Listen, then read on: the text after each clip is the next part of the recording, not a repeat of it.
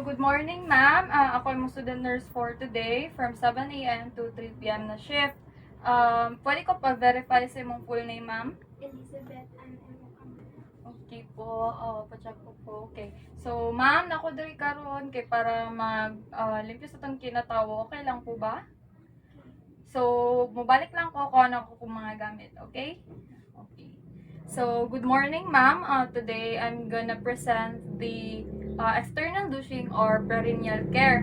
But we have to remember to wash our hands, of course, gather our equipments, provide privacy, and of course, assess the need for the patient's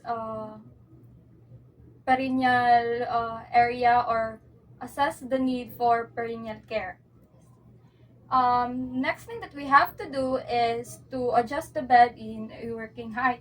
But in this case, we don't have to do so or we cannot do so. So let's proceed with the next step, which is to don the first pair of our gloves.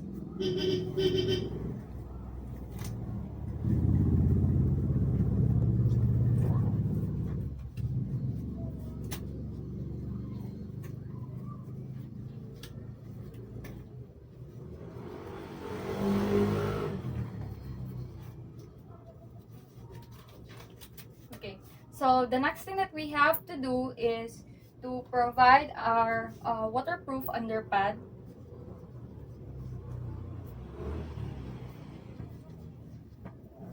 Ma'am, paalsa lang po sa itong lubot kadali. Okay po. Okay. So, okay lang ba, ma'am? Then, we have to change our top sheet into our bath blanket.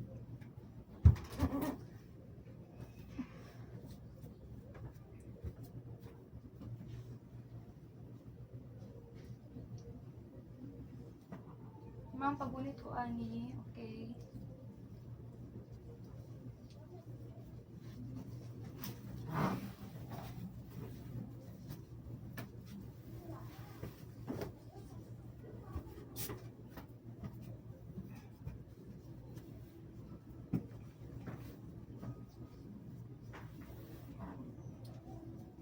So the next thing that we have to do is to remove the diaper of the patient. So in doing so or before doing so, we have to ask her to void na lang po para the continuity of our procedure. So ma'am, pwede na ka manghihidaan ma'am. Ignan ako pag humana ka. Okay? Okay. So, okay na ma'am? Okay. So, in removing the diaper, we have to roll the contaminated side inside and discard our diaper. Okay. Ma'am, paasa ko sa itong lupot kadali. Okay. Okay. The next thing that we have to do is to do the diamond drape.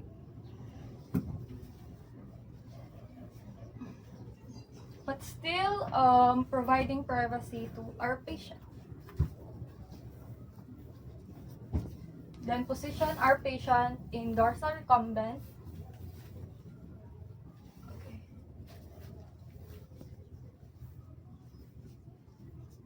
So this edge here will serve as the window in doing our perennial care, and then we have to roll this to the leg of our patient to properly secure the drip.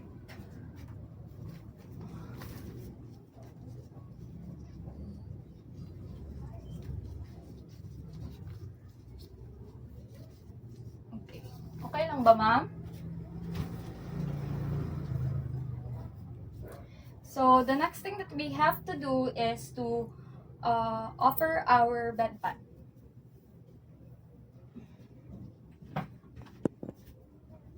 Ma'am, paalsa lang. Okay po. Okay lang ba? Okay. Then, after offering our bedpan, we can now don our second pair of gloves.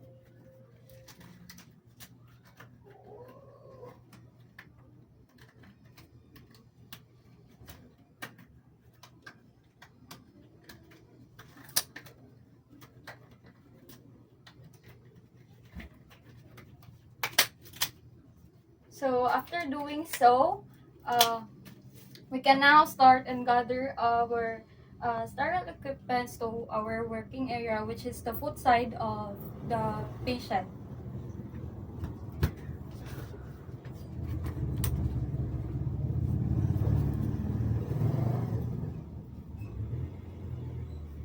So the first thing that we have here is our sterile kidney basin, which comes in two packages. The first one is we can open with our bare hands, and the second one with the use of our pickup forceps. So the first one should be away from us to the side, and we have to remember to touch only the tip of the package and the one near us. Away, side, and the one near us. So the next thing that we have to do is to transfer our cotton ball soaked in betadine solution.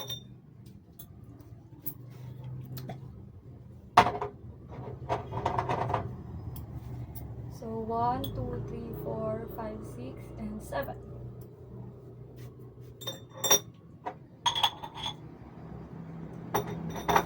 Next is we have our working forceps, which also comes in two packages. We have to open it in the same method as we use in the sterile kidney basin. So first one to be away, side, and of course the side, and then we can use our pickup forceps to the side.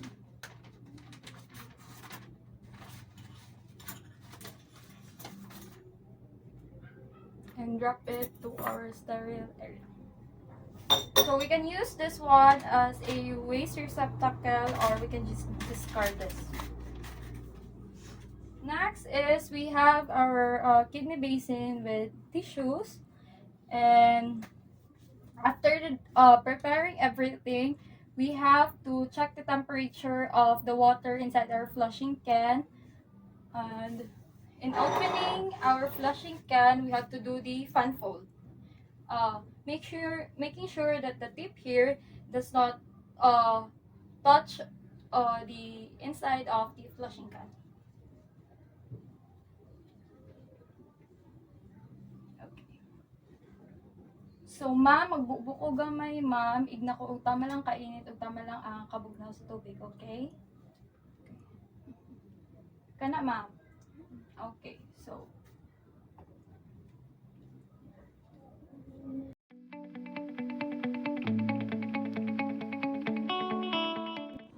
So in doing the perennial flushing, we have to wash first the farther leg from outwards going to inwards, then near leg to from outwards to inwards, and the center.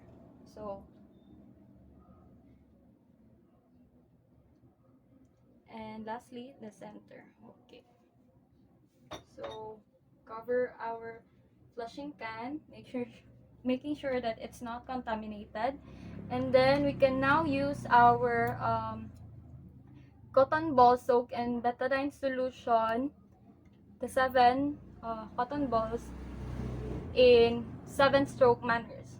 So the first stroke that we have to do is from the clitoris, making a zigzag motion from the clitoris to the hypogastrium of the patient.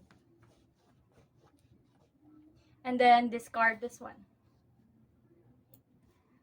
Next is we have the second cotton ball to the inner groin of the farther leg going outward. Still in a zigzag motion, and then discard. Next is the inner leg from the inner groin further to outward motion, and then discard. Then we have the next cotton ball from the further labia majora, one stroke, only up to the perineum. And then the next one is the near labia majora. Okay. So for the sixth cotton ball, from the clitoris to the meatus, vaginal orifice, and then the perineum, and then discard. And for the last cotton ball, from the clitoris, meatus, vaginal orifice, and up to the anus, and then discard. After doing so, we can now flush with the use of our flushing can. Again, fan fold, and this time we have to do the farther leg still, but from inward to outward, because the uh, contaminated side this time is the uh, farther part of the legs of our patient. So, okay, next. And then lastly, to the center.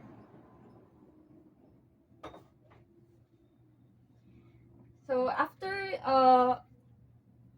cleansing the perineal part of the patient, so after cleansing the perineal part of the patient, the next thing that we have to do is, of course, to remove the bedpan of the patient. So, ma'am, ano lang ko sa gamay. Okay. Okay. Then, the next thing that we have to do is, of course, to pat dry the perineal area of the patient. Okay, from the inner out, discard. Next is the inner thigh, from the inner part outward, discard. And of course, the center, then discard. And after doing so, we can now discard the materials in the working area of our working area.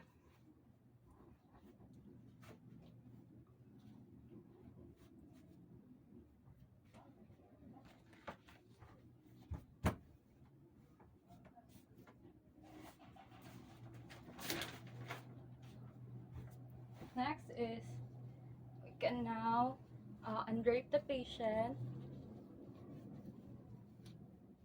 Okay lang ka, ma'am?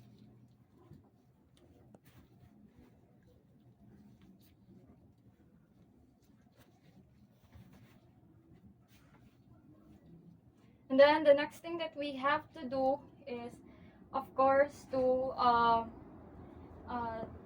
change the diaper, or replace or put the new diaper to our patient. Before that, we have to pat dry our buttocks. So, ma'am, pa-straighten ko sa imong paa. Okay po. Paro lang tagamay sa side. Okay, ana. Pat dry. Then discard. Pat dry. Discard. Then after this, we can use either a lotion or a powder, depending on the patient's preference. And then, okay, roll again. Okay lang ka, ma'am? Then we have to undo the diamond ring. Okay lang ka, ma'am?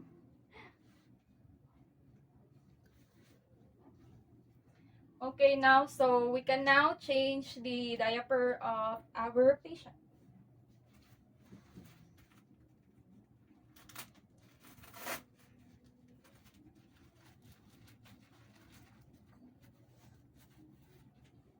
Ma'am, parsa lang padali.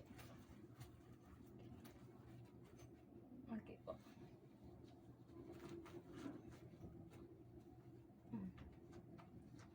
Okay lang ka, ma'am?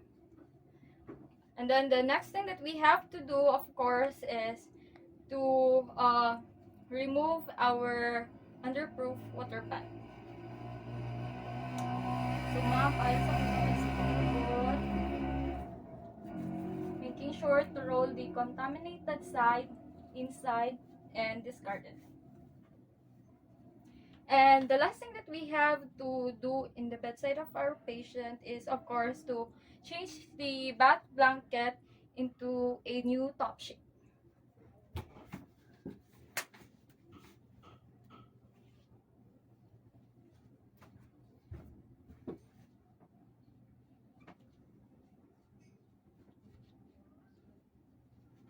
Okay, ma'am. Pagunit ko ani, ma'am.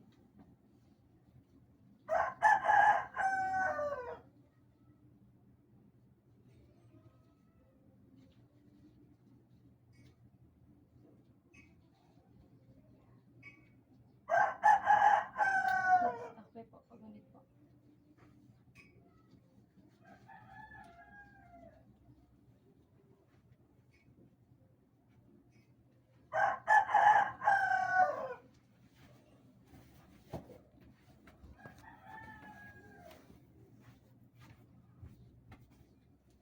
And place our patient comfortably to the bed.